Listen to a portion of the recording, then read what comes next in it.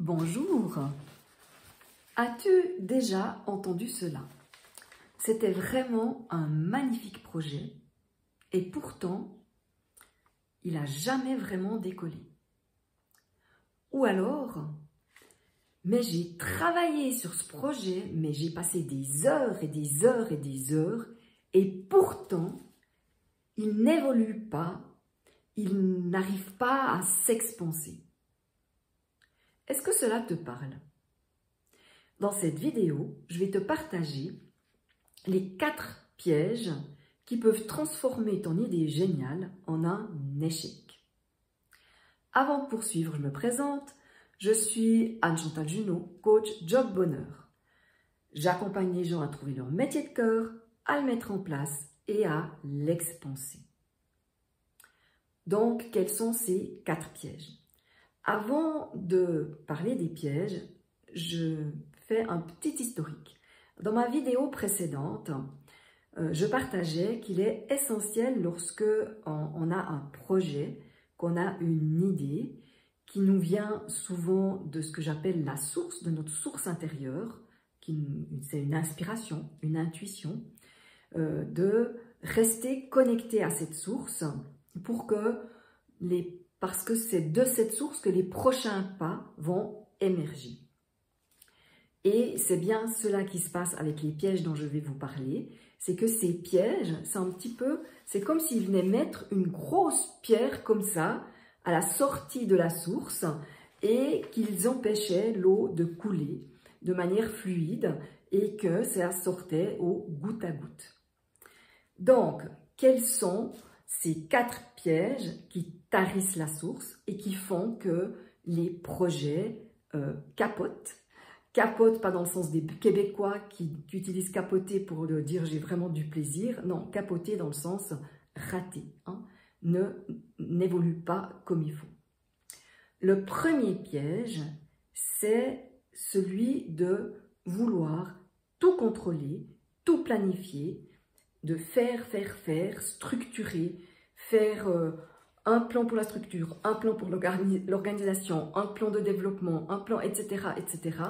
Et à un moment donné, c'est tellement bien structuré, tellement raisonné que déjà ça nous fait beaucoup monter dans la tête, qu'on se coupe de l'inspiration, qu'on se coupe de la source et parce que ça devient rigide. C'est comme si on est sur une autoroute et qu'on n'arrive même plus à voir que parfois il y a des raccourcis ou que peut-être qu'il y a quelqu'un qui serait prêt à nous prendre en stop si on est en train de marcher, etc.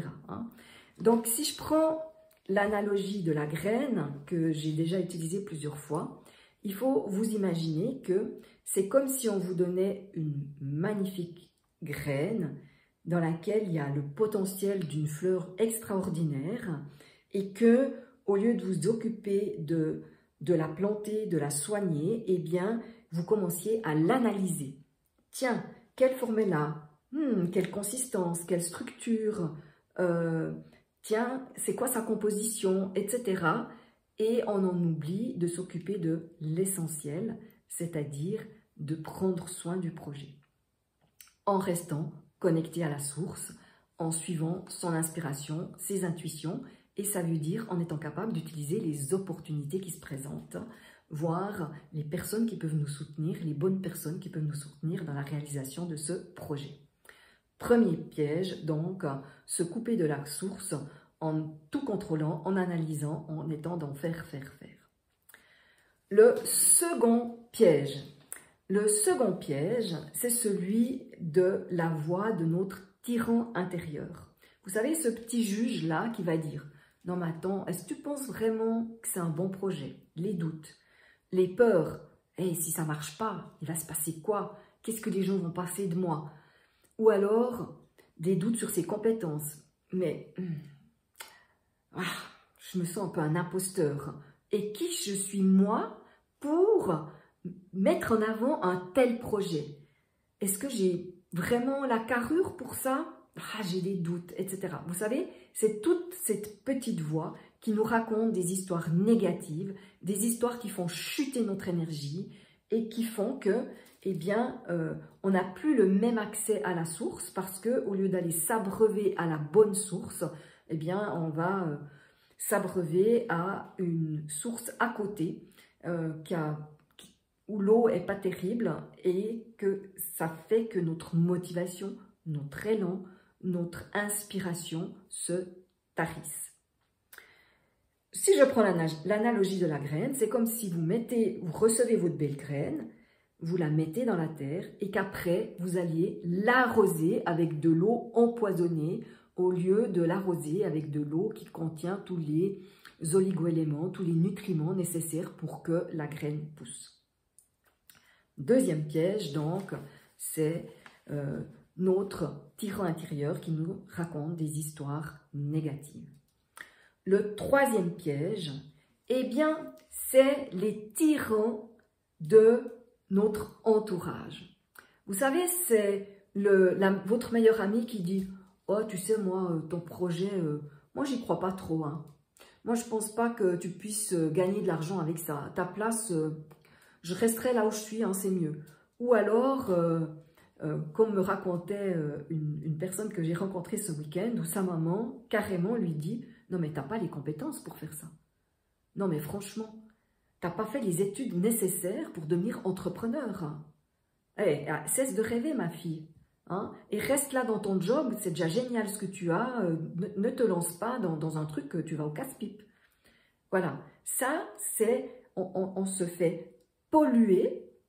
Attention, on peut aussi rester centré et ne pas écouter ces petites voix, ces voix des autres, mais c'est comme si, parfois, le tyran des autres viennent réveiller notre propre tyran.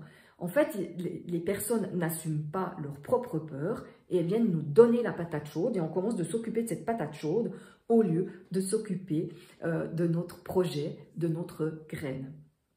Donc, si j'utilise la métaphore de la graine, c'est un petit peu comme si quelqu'un nous tend un arrosoir avec de l'eau empoisonnée et qu'on se met à arroser notre graine avec cette eau qu'on nous a donnée et qui n'est pas bonne pour notre projet. Donc, troisième piège, le tyran intérieur de notre entourage, d'où l'importance de s'entourer des bonnes personnes quand on part dans un projet, des personnes qui vont nous soutenir, qui croient en nous et qui vont nous aider à garder notre motivation. Le quatrième piège, c'est un piège qu'on rencontre plus facilement, je dirais, dans ce qu'on appelle le monde spirituel, et je mets des guillemets à spirituel. C'est cette croyance que, oui, moi je suis connectée à la source, elle m'a donné une super idée, c'est génial, donc elle va m'amener ce qu'il faut pour que ce projet réussisse. Et on est dans une position un petit peu d'attentisme comme ça, on attend que les choses se passent.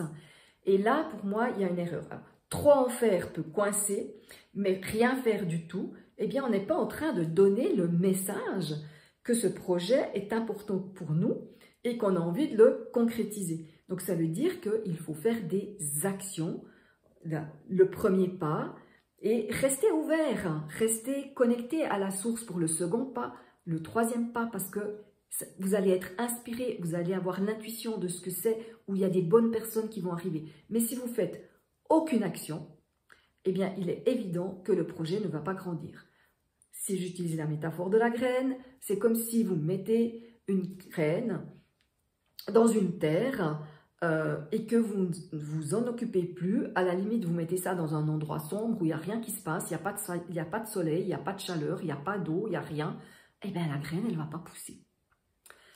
Voilà pour ces 4 pièges. Si je les résume rapidement, c'est fermer, boucler la source par beaucoup de contrôle, beaucoup de faire. L'autre, c'est son tyran intérieur, c'est toutes ces petites voix, ce juge intérieur qui est dans la négativité, qui nous met dans une énergie de manque, qui n'est pas porteuse. Le troisième piège, c'est de se faire parasiter par le tyran intérieur de notre entourage, d'où l'importance de s'entourer des bonnes personnes.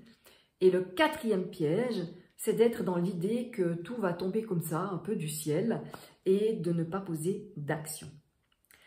Est-ce que vous vous reconnaissez dans l'un de ces pièges? Est-ce que vous avez vécu justement des projets qui n'ont pas réussi à se développer? Ça m'intéresserait que vous notiez ça en commentaire, il me ferait vraiment un plaisir de le lire. Et si cette vidéo vous semble porteuse pour quelqu'un, ben, je vous invite à la partager. Vous pouvez aussi la liker. Et si vous êtes intéressé par le changement professionnel, le changement même tout court, personnel, si vous êtes intéressé pour savoir comment garder sa motivation, son élan, comment construire un projet, eh bien, je vous invite à vous abonner à ma chaîne YouTube Anne-Chantal Junot, dans laquelle vous retrouverez de nombreuses vidéos autour de ces sujets. Et dernière invitation, eh bien, ci-dessous, vous avez un lien pour un livret pour devenir un meilleur pilote de votre vie, pour faire les premiers pas dans le développement de projets, dans la capacité à rester focalisé, à rester connecté à sa source. Je vous souhaite une excellente journée et à tout bientôt. Bye bye!